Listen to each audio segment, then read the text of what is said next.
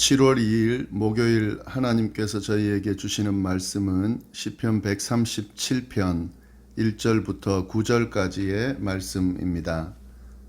함께 봉독하겠습니다. 우리가 바벨론의 여러 강변 거기에 앉아서 시온을 기억하며 울었도다. 그 중에 버드나무에 우리가 우리의 수금을 걸었나니 이는 우리를 사로잡은 자가 거기서 우리에게 노래를 청하며 우리를 황폐하게 한 자가 기쁨을 청하고 자기들을 위하여 시온의 노래 중 하나를 노래하라 함이로다. 우리가 이방 땅에서 어찌 여호와의 노래를 부를까? 예루살렘아, 내가 너를 잊을진대 내 오른손이 그의 재주를 잊을지로다. 내가 예루살렘을 기억하지 아니하거나 내가 가장 즐거워하는 것보다 더 즐거워하지 아니할진대 내 혀가 내 입 천장에 붙을지로다. 여호와여, 예루살렘이 멸망하던 날을 기억하시고 에돔 자손을 치소서. 그들의 말이 헐어버리라 헐어버리라 그 기초까지 헐어버리라 하였나이다. 멸망할 딸 바벨론아, 내가 우리에게 행한 대로 내게 갚는 자가 복이 있으리로다. 내 어린 것들을 바위에 메어 치는 자는 복이 있으리로다. 아멘. 시편 137편을 함께 살펴볼 텐데, 이 시편 137편은 바벨론 포로 생활을 하던 유다 백성들의 고백을 배경으로 지어진 시로 보고 있습니다. 주전 587년에 예루살렘 성이 바벨론에 의해서 파괴되는데 그로 인해서 유다가 멸망하게 됩니다. 그때 유다 백성들의 대부분이 바벨론 포로로 잡혀가게 되는데요. 그때 이 바벨론에서 고단한 포로 생활을 경험했던 시편 기자가 이 포로로 잡혀있던 당시 그때 자기의 조국 예루살렘을 그리워하면서 그 부분을 회상하면서 쓴 시가 바로 이 시편 137편입니다. 네, 그 내용을 좀 살펴보겠습니다. 먼저 1절부터 4절까지의 내용을 보면은 탄원의 내용이 나오는데 지금 회상하는 내용, 그러면서 탄원하는 내용이 나오고 있습니다. 1절 말씀에 보면 이렇게 되어 있는데 우리가 바벨론의 여러 강변 거기 앉아서 시온을 기억하며 울었도다. 지금 바벨론 포로로 잡혀가 있는 이 상황인데 바벨론에 있는 이 여러 강들에 앉아서 지금 시온을 기억하며 울었다 이렇게 고백하고 있는 거죠. 이 시온이라 하면 예루살렘이 있던 장소, 보통 하나님의 전이 있는 곳, 하나님의 성전이 있는 곳, 이걸 시온이라고 보통 표현을 하는데 시온은 예루살렘을 이야기하겠죠. 그래서 이스라엘 백성들, 이 바벨론 포로로 잡혀가 있던 그 백성들이 바벨론 강가에 앉아서 시온을 기억하며 울었다는 거죠. 이 시온은 폐허가 되어버린 예루살렘, 더 나아가서는 성전이 파괴된 예루살렘을 의미합니다. 그러니까 고향 생각하면서 울었다 하는 그런 의미도 있지만 사실은 시온을 기억했다는 것은 고향을 넘어서서 성전이 파괴된, 성전이 있는 예루살렘이 파괴된 그 장소를 기억하며 울었다 하는 거죠. 예, 하나님의 존재를 하나님의 존재, 하나님에 대한 신뢰, 믿음 이런 것들이 지금 허물어져 있는 그런 상황인 거죠. 예, 그것을 기억하면서 울었다 하는 겁니다. 지금 이 시편의 배경을 설명해 주는 겁니다. 2절, 3절 내용을 좀 보면은 2절 보면은 그 중에 버드나무에 우리가 우리의 수금을 걸었다. 조금 이해하기 힘든데 지금 이 강가에 버드나무가 많았을 겁니다. 그 버드나무, 그 중에 버드나무에다가 수금을 걸었다 하는 거죠. 이 수금이라는 것은 악기인데요. 이 하나님 찬양할 때 썼던 그런 악기입니다. 그럼 왜 그 악기를 수금에다 걸었을까? 3, 4절에 설명이 되어 있습니다. 3, 4절에 뭐라고 되어 있냐면 그 이유는 수금을 걸어둔 이유는 우리를 사로잡은 자가, 이 바벨론 백성들 이야기하는 거죠. 우리를 사로잡은 자가 거기서 우리에게 노래를 청했다. 예. 우리를 황폐하게 한 자가 기쁨을 청하고 자기들을 위하여 시온의 노래 중 하나를 노래하라 함이로다. 이 바벨론 백성, 우리를 사로잡은 자, 우리를 황폐하게 한 이 바벨론 사람들이 포로로 와 있는 이 유대인들에게 노래를 청했다는 거예요. 근데 그 노래를 청했는데 어떤 노래를 청했냐면 시온의 노래 중 하나를 노래하라고 지금 이야기했습니다. 여기서 시온의 노래라는 것은 찬양을 찬송을 의미합니다. 하나님을 예배할 때 불렀던 노래를 의미하는데요. 그 노래를 부르라고 지금 하고 있는 거죠. 이거는 이 바벨론 백성들이, 바벨론 사람들이 이스라엘을 조롱하고 모욕하기 위해서 하는 요청입니다. 진짜 이 노래가 듣고 싶어서 한 게 아니라 이스라엘을 조롱하고 모욕하기 위해서 지금 이걸 요청을 하는 거죠. 이 하나님 예배 때 불렀던 노래를 불러서 자기를 즐겁게 하라, 자기네들을 즐겁게 하라 하는 그런 의미인 거죠.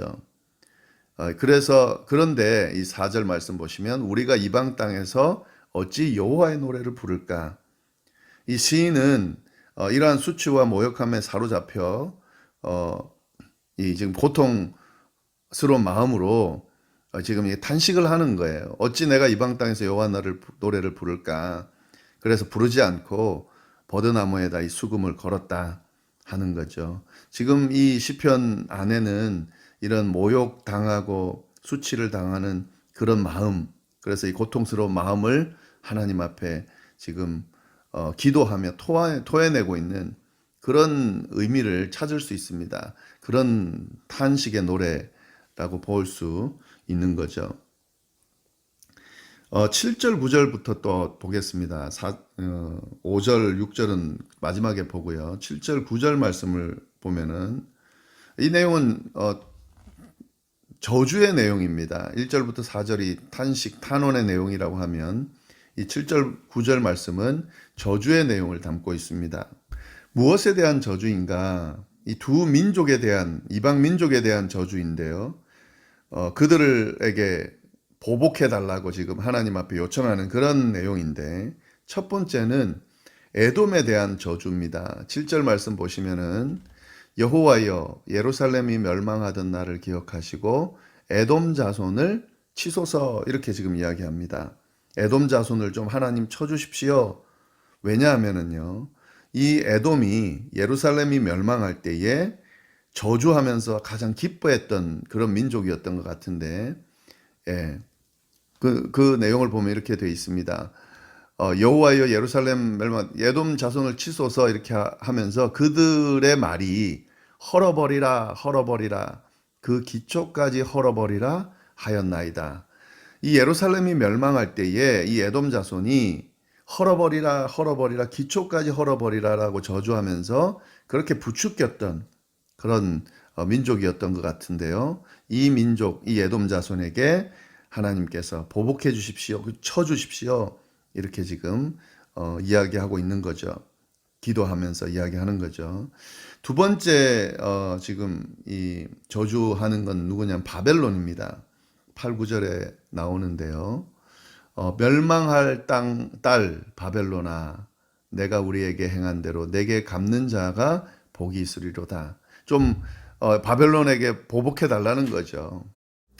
왜 그런가 하면 이 바벨론이 이스라엘을 멸망시킨 장본인이기 때문에 그렇습니다. 이들이 예루살렘 멸망할 때에 그 어린아이들도 무차별하게 폭력을 행사하면서 그렇게 했던 것에 대한 그런 행위에 대한 보복을 하나님께서 좀 해달라고 지금 기도하는 내용, 그런 내용이 있습니다. 이제 5절, 6절을 마지막으로 좀 살펴볼 텐데, 이 5절, 6절이 시편의 어떤 핵심 내용입니다. 이 시인이 지금 이런 탄식하고 저주하면서 지금 고백하고 있는데, 이런 모든 것이 다 허물어진 것 같은 비참한 처지에서 지금 이 탄식하고 저주하는 내용이죠. 그러나 이 시편의 핵심 내용은요, 모든 것을 다 잃어버린 것 같은 그런 비참한 처지이지만 하나님을 향한 믿음은 결코 잃지 않고 있다는 사실을 우리가 알 수 있습니다. 도리어 이런 힘든 상황에서도 하나님을 신뢰하겠다라고 하는 어떤 그런 결단이 이 5절 6절 안에 나와져 있습니다. 5절 6절 보면 뭐라고 되어 있냐면요. 예루살렘아 내가 너를 잊을진대 내 오른손이 그의 재주를 잊을지로다. 조금 이해하기 힘든 표현입니다. 예루살렘아 내가 너를 잊을진대 내 오른손이 그의 재주를 잊을지로다 이렇게 돼 있잖아요. 근데 이건 반어법입니다. 내 오른손이 그의 재주를 잊는다. 여기 내 오른손이 그의 재주라는 말은 이 수금을 연주하는 이 연주법을 이야기합니다. 예, 오른손이 그의 재주를 잊는다. 그러니까 연주법을 잊는다 하는 거죠. 그런데 연주법은 잊을 수가 없죠. 연주자가 연주법을 쉽게 그렇게 잊어버릴 수가 없는 겁니다. 마찬가지로 내 오른손이 그의 재주를 잊지 않는 것처럼 내가 연주하는 연주 방법을 잊을 수 없는 것처럼 예루살렘아 내가 너를 잊지 않을 거다라고 하는 반어법의 결단을 이야기하는 겁니다. 네. 6절 말씀도 마찬가지인데요. 내가 예루살렘을 기억하지 아니하거나 내가 가장 즐거워하는 것보다 더 즐거워하지 아니할진대 내 혀가 내 입 천장에 붙을지로다. 내 혀가 내 입 천장에 붙지 않죠. 이 반어법입니다. 내 혀가 내 입 천장에 붙지 않는 것처럼 내가 예루살렘을 기억하지 않는 게 아니라 기억할 수밖에 없다는 거죠. 내가 가장 즐거워하는 것보다 더 즐거워할 수밖에 없다는 거죠. 예루살렘에 있었던 그 시간들을 기억할 수밖에 없다는 거죠. 내 혀가 내 입천장에 붙지 않는 것처럼 내가 예루살렘을 기억하지 않을 수 없다. 가장 즐거워하는 것보다 더 즐거워할 수밖에 없다. 그렇게 고백하는 겁니다. 아무리 이 바벨론에서의 시간이 이 포로로서의 시간이 비참하고 힘들고 어렵다 할지라도 내가 이 예루살렘을 잊을 수가 없다. 또 예루살렘에서의 기억을 하나님께서 임재하시고 하나님의 백성들을 돌보셨던 그 시간들을 내가 기억할 수밖에 없고 즐거워할 수밖에 없다라고 고백하는 겁니다. 이것이 바로 신앙인의 고백이고 자세입니다. 살아가다 보면 또 신앙생활을 하다 보면 힘들고 어려운 일들이 많이 있습니다. 그리고 그 일들로 인해서 정말 삶이 비참하게 느껴지고 다 끝난 것처럼 느껴질 때도 있습니다. 그러나 그때에도 연주자들이 연주하는 그 연주법을 그 재주를 잊을 수 없는 것처럼 예루살렘을 잊지 않아야 하는 예루살렘에 계신 하나님, 임재하시는 하나님을 잊지 않아야 하는 것. 그것이 바로 신앙인의 자세다 하는 거죠. 혀가 입천장에 붙지 않는 것처럼 예루살렘을 기억하고 그 예루살렘에서의 시간을 또 예루살렘에서 있었던 그 하나님의 임재를 즐거워하는 것. 그것이 바로 신앙인의 자세다 하는 거죠. 참 귀한 고백이고 말씀입니다. 이 말씀 좀 잘 묵상하시면서 오늘 우리의 삶과 신앙 여정에도 좀 적용해 볼 수 있기를 바랍니다. 함께 기도하겠습니다. 하나님 아버지 감사합니다. 귀한 말씀 주셔서 감사하고 또 귀한 말씀을 통하여 하나님의 음성을 들을 수 있도록 인도해 주시니 참으로 감사를 드립니다. 네, 시편 기자가 하나님 그 힘들고 어려운 여정에서도 그 순간에서도 하나님을 기억하고 또 하나님께서 함께 하셨던 임재하셨던 돌보셨던 그 시간들을 기뻐하고 기억하고 즐거워한다고 고백했던 것처럼 하나님 우리도 그렇게 그런 신앙을 가지고 살아갈 수 있도록 인도하여 주옵소서. 우리의 삶이 아무리 힘들고 어렵고 또 지치고 지루하다 할지라도 하나님 늘 하나님을 기억하고 또 하나님께서 허락하신 그 많은 것들을 기억하며 늘 즐거워하며 살아갈 수 있도록 인도하여 주옵소서. 오늘 하루도 지켜주시기를 간절히 바라고 살아계신 예수님의 이름으로 기도드립니다. 아멘.